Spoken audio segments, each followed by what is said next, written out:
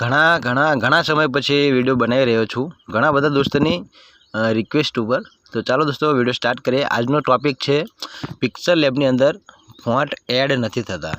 ઘણા બધા દોસ્તોને આવો પ્રોબ્લેમ છે કે જે આપણે પિક્સલ લેબ વાપરીએ છીએ કે જેની અંદર આપણા યુટ્યુબના બેનર બનાવવા માટે થંબનેલ બનાવવા માટે યુઝ કરીએ છીએ। તો આ પિક્સલ લેબની અંદર ગુજરાતી સ્ટાઇલિશ ફોન્ટ કે કોઈ પણ અધર ફોન્ટ એડ નથી થતા। તો તમે તે પ્રોબ્લેમનું સોલ્યુશન કેવી રીતે લાવી શકો છો, ઠીક છે। તો સૌથી પહેલાં આપણે શું કરીશું, તમે જો હું પિક્સલ લેબમાં આવી ગયો છું। તમે અહીંયા જુઓ, આપણે એ નામનું ઓપ્શન છે ત્યાં આપણે ક્લિક કરીશું અને ત્યારબાદ હવે આપણે સાઈડમાં જઈએ તો આપણને અહીંયા એક ઓપ્શન જોવા મળશે AB ફોન્ટ। તો તેના પર આપણે ક્લિક કરીએ। દોસ્તો જે વ્યક્તિઓ પાસે સ્ટાઇલિશ ગુજરાતી ફોન્ટ ના હોય અને તેઓને જો જરૂર હોય તો આપણી ટેલિગ્રામ ચેનલને જોઈન કરો, ત્યાંથી તમને મળી જશે। હવે દોસ્તો જો આપણે અહીંયા સુધી પહોંચી ગયા છીએ, ત્યારબાદ અહીંયા લખ્યું છે માય ફોન્ટ, તેના પર આપણે ક્લિક કરીશું। આ મારા ગુજરાતી ફોન્ટ પહેલેથી અહીંયા એડ છે, તમે જોઈ શકો છો। અને આ 70+ એવા ગુજરાતી ફોન્ટ છે કે જેની અંદર તમારે કોઈ પણ યુનિકોડ પેડની જરૂર પડતી નથી, ડાયરેક્ટ તમે વાપરી શકો છો। તો હું તમને સૌથી પહેલાં આને ડિલીટ કરી દઉં અને પછી હું તમને બતાવું કે આ કેવી રીતે આની અંદર એડ થાય છે, ઠીક છે। તો તમે જુઓ, હું સૌથી પહેલાં ડિલીટ કરી લઉં બધા ફોન્ટ। તો આ થઈ ગયા ડિલીટ ફોન્ટ, ઠીક છે દોસ્તો, બધા ખાલી થઈ ગયા। હવે તમે જુઓ સૌથી પહેલાં પ્રોબ્લેમ શું છે કે શા માટે તમારા ગુજરાતી ફોન્ટ આની અંદર એડ નથી થતા। તો માની લો કે ભવિષ્યમાં ગમે ત્યારે તમે કોઈ પણ ફોન્ટ આની અંદર એડ કર્યા હોય અને પછી તમે ગમે ત્યારે તેને ડિલીટ કરી દો છો અને ડિલીટ કર્યા પછી તમારે બીજી વખત જો એ ફોન્ટને આમાં એડ કરવા હોય તો એ એડ નથી થતા। તેનું કારણ એ છે કે તેની હિસ્ટ્રી આપણે ડિલીટ કરવી પડે, તે પછી જ આપણે આની અંદર એ ફોન્ટને ફરી એડ કરી શકીએ। કેવી રીતે તમે દોસ્તો તમે જોઈ લો। એક્ઝામ્પલ તરીકે અહીં આપણે ટી ઉપર ક્લિક કરીએ, ઠીક છે।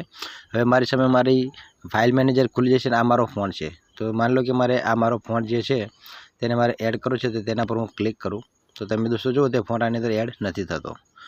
તો હવે શું કરવાનું, સિમ્પલી તમને દોસ્તો સોલ્યુશન બતાવું। અહીંયાથી આપણે આવી જવાનું છે બહાર અને હવે આપણે આપણું સેટિંગ ગોતી લેવાનું છે સૌથી પહેલાં। તો તમે જુઓ આ આવી ગયા હું સેટિંગની અંદર, ફોનના સેટિંગમાં। ત્યારબાદ આપણે એપ્લિકેશન મેનેજમેન્ટની અંદર જતું રહેવાનું છે। તમને સેટિંગમાં તમારા મોબાઈલના સેટિંગમાં મળી જ જશે એપ મેનેજમેન્ટ। તમે જો દોસ્તો અહીં લખ્યું છે એપ્લિકેશન એન્ડ પરમિશન્સ, તેના પર આપણે ક્લિક કરીશું। ત્યારબાદ તમે જો અહીંયા એપ મેનેજર લખ્યું છે તેના પર આપણે ક્લિક કરીશું। ત્યાં ક્લિક કરશો એટલે તમારી સામે જેટલી એપ્લિકેશનો છે તે બધી તમારી અહીંયા શો થશે। તેની અંદર આપણે પિક્સલ લેબને શોધવાની છે। તમે જો દોસ્તો આપણે અહીંયા જોઈ લઈએ સૌથી પહેલાં પિક્સલ લેબ આપણને મળી જાય। તો ક્યાં છે પિક્સલ લેબ, તો તમે જુઓ અહીંયા છે પિક્સલ લેબ, તેના પર આપણે ક્લિક કરવાનું। ત્યાં ક્લિક કર્યા પછી દોસ્તો હવે આપણે શું કરવાનું, તમે જોઈ શકો છો અહીંયા આ સ્ટોરેજ જે છે તેના પર આપણે ક્લિક કરીશું અને ત્યાં ક્લિક કર્યા બાદ આ જે ક્લિયર ડેટા લખ્યું છે ત્યાં એક વખત ક્લિક કરી અને બધા જ ડેટાને ક્લિયર કરી લેવાના છે। તો હવે બધા ડેટા ક્લિયર થઈ ગયા, મતલબ આપણી એપ્લિકેશન એકદમ રિફ્રેશ થઈ ગઈ પિક્સલ લેબની, ઠીક છે દોસ્તો। હવે આપણે અહીંયાથી આવી જવાનું છે બહાર અને બીજી વખત હવે આપણે આપણી પિક્સલ લેબ એપ્લિકેશનને અહીંયા ખોલી લઈશું। દરેક સ્ટેપને દોસ્તો શાંતિથી જોશો તો જ તમને સમજણ પડશે કે આમાં ફોન્ટ કેમ એડ નથી થતા। તો હવે આપણે એલાઉ કરી લઈએ, ઠીક છે દોસ્તો। હવે શું કરવાનું છે, ફરીથી આપણે એ ઉપર ક્લિક કરીશું। ત્યારબાદ સાઈડમાં જઈ અને ફોન્ટ ઉપર જઈશું। ફોન્ટ ઉપર ગયા બાદ હવે આપણે માય ફોન્ટમાં જઈશું અને માય ફોન્ટમાં ગયા બાદ દોસ્તો જો તો આ જે ટી વાળો ઓપ્શન છે ત્યાં આપણે હવે ક્લિક કરીશું। તમે જો ટી વાળા ઓપ્શન પર હું ક્લિક કરું છું તો મારા ફોન્ટ તમે ડાયરેક્ટથી ખોલી રાખ્યા છે, પણ તમને પહેલાંથી બતાવું કે માની લો કે મારી પાસે જે ફોન્ટ છે તે અહીંયા છે 72 ન્યૂ ફોન્ટ। તો તેના પર દોસ્તો હું ક્લિક કરીશ તો બધા ફોન્ટ મારી સામે આવી ગયા, ઠીક છે દોસ્તો। હવે તમારે શું કરવું એ જોઈ લો। હવે અહીંયા તમને જે દેખાઈ રહ્યું છે 3 ડોટ્સ, તેના પર આપણે ક્લિક કરીશું। ત્યારબાદ સિલેક્ટ ઓલ ઉપર ક્લિક કરીશું। સિલેક્ટ ઓલ ઉપર ક્લિક કર્યા બાદ દોસ્તો તમે જો અહીંયા લખ્યું છે સિલેક્ટ, તેના પર તમે દોસ્તો ક્લિક કરશો તો તે બધા જ ફોન્ટ આપણા પિક્સલ લેબની અંદર આવી જશે। તો તમે દોસ્તો જોઈ શકો છો આપણા બધા જ ફોન્ટ આની અંદર એડ થઈ ગયા છે। તો આવી રીતે દોસ્તો તમે કોઈ પણ ફોન્ટને એડ કરશો તો થશે।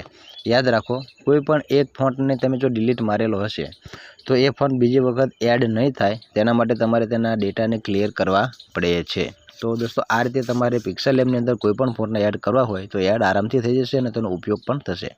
હવે દોસ્તો વાત કરીએ કે જે વ્યક્તિઓ પાસે આપણી આ સ્ટાઇલિશ ફોન્ટ નથી તો તેને તમારે શું કરવાનું છે, આપણા યુટ્યુબના કોઈ પણ વિડીયોની દોસ્તો ડિસ્ક્રિપ્શનની અંદર તમે જાઓ તો ત્યાંથી તમને દોસ્તો આપણા ટેલિગ્રામની ચેનલની લિંક મળી જશે દોસ્તો, અને તે લિંક ઉપર તમે ક્લિક કરો એટલે દોસ્તો તમે જુઓ એ ટેલિગ્રામ ચેનલ છે દોસ્તો આવી તમે જોઈ શકો છો। તમને એ પણ દોસ્તો શોખ પાડી દો કે તમારી પાસે એપ્લિકેશન ટેલિગ્રામની હોવી જોઈએ તો જ તમે અહીંયા સુધી પહોંચી શકશો।